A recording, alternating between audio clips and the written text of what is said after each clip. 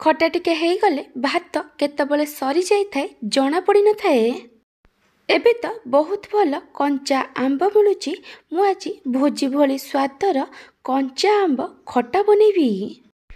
ମୁଁ ଏ ଖଟାକୁ ଭୋଜିରେ ବ୍ୟବହାର ହେଉଥିବା ସିକ୍ରେଟ୍ ମସଲା ଦେଇ ବନେଇବି। ଆପଣ ଏ ଖଟାକୁ ବହୁତ ସହଜରେ ଆଉ କମ୍ ସମୟରେ ପ୍ରସ୍ତୁତ କରିପାରିବେ। ମୁଁ ଏ ଖଟାକୁ ବିନା ପିଆଜ ରସୁଣରେ ବନେଇବି। ଏହାଦ୍ୱାରା ଆପଣ ଯେଉଁଦିନ ପିଆଜ ରସୁଣ ଖାଉନାହାନ୍ତି ସେଦିନ ମାନଙ୍କରେ ବି ଆକୁ ବନେଇକି ଖାଇପାରିବେ। ନମସ୍କାର, ଟ୍ୱିଙ୍କଲ୍ କିଚେନ୍କୁ ଆପଣମାନଙ୍କୁ ସ୍ୱାଗତ। ଆମ୍ବ ଖଟା ବନେଇବା ପାଇଁ ମୁଁ ଏଠି ଦୁଇଟା ବଡ଼ ସାଇଜ୍ ଆମ୍ବକୁ ଟିକେ ବଡ଼ ବଡ଼ ଖଣ୍ଡ କରି କାଟିକି ନେଇଛି। ଆମ୍ବର କ୍ୱାଣ୍ଟିଟି ଆପଣ ଆପଣଙ୍କ ହିସାବରେ କମ୍ ବେଶୀ କରିପାରିବେ।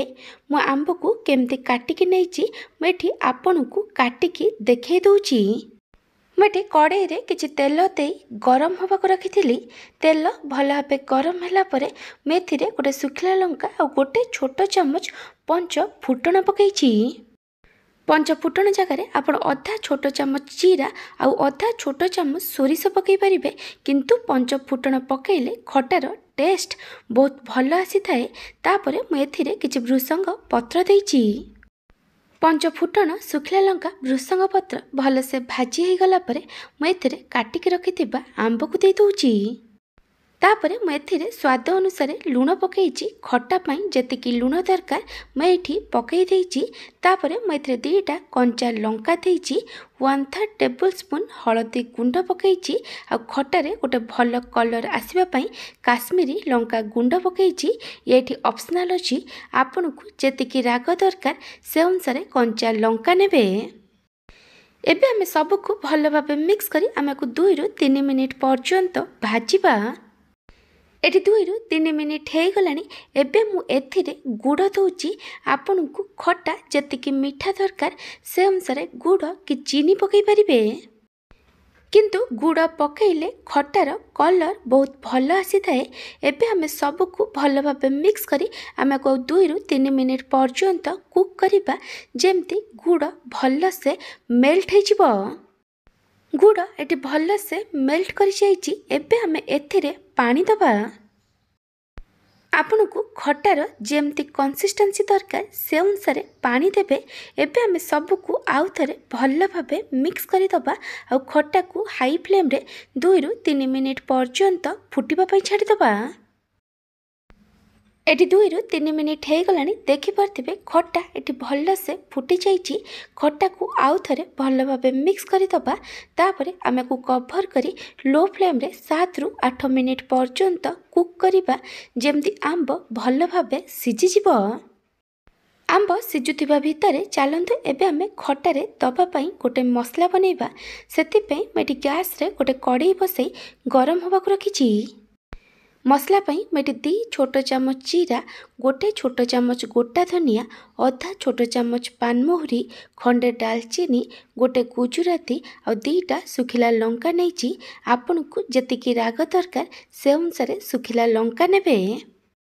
କଡ଼େଇ ଭଲ ଭାବେ ଗରମ ହେଇଗଲା ପରେ ମୁଁ ପ୍ରଥମେ ଶୁଖିଲା ଲଙ୍କା ଦେଇଛି, କାରଣ ଲଙ୍କା ଭାଜିବା ପାଇଁ ଟିକେ ଅଧିକ ସମୟ ନେଇଥାଏ। ଶୁଖିଲା ଲଙ୍କାକୁ 1ରୁ 2 ମିନିଟ୍ ପର୍ଯ୍ୟନ୍ତ ଭାଜିଲା ପରେ ଆମେ ଏଥିରେ ବାକି ସବୁ ମସଲାକୁ ଦେଇଦେବା। ମସଲାକୁ କଣ୍ଟିନ୍ୟୁଅସ୍ ଗୋଳେଇ ଗୋଳେଇ ଲୋ ଫ୍ଲେମ୍ରେ ଭାଜିବା, ଯେମିତି ମସଲାରୁ ଗୋଟେ ବଢ଼ିଆ ବାସ୍ନା ବାହାରିବା ଆରମ୍ଭ କରିବ ଆଉ ଜିରା ଫୁଟିବା ଆରମ୍ଭ କରିବ। ଦେଖିପାରୁଥିବେ ଏଠି ଜିରା ଫୁଟିବା ଆରମ୍ଭ କଲାଣି ଆଉ ମସଲା ଏଠି ଭଲସେ ଭାଜି ହେଇଯାଇଛି। ଏବେ ଆମେ ଗ୍ୟାସ୍ ବନ୍ଦ କରିଦେବା। ଏବେ ମୁଁ ଏଥିରେ ଗୋଟେ ଛୋଟ ଚାମଚ କସୁରୀ ମେଥି ପକାଇଛି।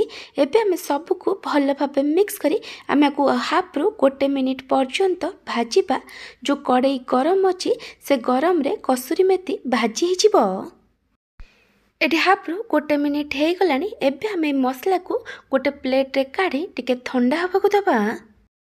ମୁଁ ଏଠି ଗୋଟେ ଛେଚା ବା ହୁମୁଦସ୍ତା ନେଇଛି। ଏବେ ଆମେ ଏଥିରେ ଭାଜିକି ରଖିଥିବା ମସଲାକୁ ଦେଇଦେବା ଆଉ ମସଲାକୁ ଛେଚିକି ଆର ଗୋଟେ ଗୁଣ୍ଡ ବନେଇଦେବା। ଆପଣ ଚାହିଁଲେ ଆକୁ ଗ୍ରାଇଣ୍ଡିଙ୍ଗ କରିକି ବି ନେଇପାରିବେ। ଆପଣ ଏହି ରେସିପିକୁ କେଉଁ ଜାଗାରୁ ଦେଖୁଛନ୍ତି କମେଣ୍ଟ ସେକ୍ସନରେ ଜଣାଇବେ। ମସଲା ଏଠି କମ୍ ଅଛି ସେଥିପାଇଁ ମୁଁ ଆକୁ ଛେଚିକି ନେଇଯାଉଛି। ମସଲା ଗୁଣ୍ଡ ଏଠି ରେଡ଼ି ହେଇଯାଇଛି। ଏବେ ଆମକୁ ଗୋଟେ ବାଉଲରେ କାଢ଼ିଦେବା। ମୁଁ ଆପଣଙ୍କୁ ଗୋଟେ ଛୋଟ ରିକ୍ୱେଷ୍ଟ କରୁଛି, ଯଦି ଆପଣଙ୍କୁ ଏହି ରେସିପି ଭଲ ଲାଗିବ ତାହେଲେ ଲାଇକ୍ କରିବେ, ଆପଣଙ୍କ ସାଙ୍ଗମାନଙ୍କ ସହିତ ସେୟାର କରିବେ। ଯଦି ଏପର୍ଯ୍ୟନ୍ତ ମୋ ଚ୍ୟାନେଲକୁ ସବସ୍କ୍ରାଇବ୍ କରିନାହାନ୍ତି ତାହେଲେ ସବସ୍କ୍ରାଇବ୍ କରିବାକୁ ଜମାରୁ ଭୁଲିବେନି। ପାଖରେ ଥିବା ବେଲ୍ ଆଇକନ୍ରେ ଅଲ୍ ନୋଟିଫିକେସନ୍ରେ କ୍ଲିକ୍ କରିବେ। ଏହାଦ୍ୱାରା ମୋ ଯେଉଁ ଭିଡ଼ିଓ ଆସିବ ଆପଣ ପ୍ରଥମେ ଦେଖିପାରିବେ। ଯଦି ଫେସବୁକ୍ରେ ଦେଖୁଛନ୍ତି ତାହେଲେ ଫଲୋ କରିବାକୁ ଜମାରୁ ଭୁଲିବେନି। ଏଠି 7 ରୁ 8 ମିନିଟ୍ ହେଇଗଲାଣି। ମୁଁ ଏଠି ଖଟାର ଘୋଡ଼ଣୀକୁ କାଢ଼ି ଦେଇଛି। ମୁଁ ଏଠି ଆପଣଙ୍କୁ ଦେଖାଇ ଦେଉଛି ଆମ୍ବ ଏଠି ଭଲସେ ସିଝି ଯାଇଛି, କିନ୍ତୁ ଆମ୍ବ ଗୋଟା ଗୋଟା ଅଛି। ଆମ୍ବକୁ ଏମିତି ସିଝେଇବେ ଯେମିତି ଆମ୍ବ ଭଲସେ ସିଝିଯିବ ଆଉ ଗୋଟା ଗୋଟା ରହିବ। ଏବେ ଆମେ ଏଥିରେ ଯେଉଁ ମସଲା ବନେଇକି ରଖିଥିଲେ ତାକୁ ଦେଇଦେବା ଆଉ ସବୁକୁ ଭଲ ଭାବେ ମିକ୍ସ କରି ଆମେ ଆକୁ ମିଡ଼ିୟମ୍ ଫ୍ଲେମ୍ରେ 1 ରୁ 2 ମିନିଟ୍ ପର୍ଯ୍ୟନ୍ତ କୁକ୍ କରିବା। ଏଠି 1 ରୁ 2 ମିନିଟ୍ ହେଇଗଲାଣି। ଏବେ ଆମେ ସବୁକୁ ଆଉ ଥରେ ଭଲ ଭାବେ ମିକ୍ସ କରିଦେବା ଆଉ ଗ୍ୟାସ୍ ବନ୍ଦ କରିଦେବା। ଆମ୍ବ ଖଟା ଏଠି ରେଡ଼ି ହେଇଯାଇଛି। ଏ ଖଟା ଥଣ୍ଡା ହେଲା ପରେ ଆଉ ଟିକେ ବହଳିଆ ହେଇଯିବ।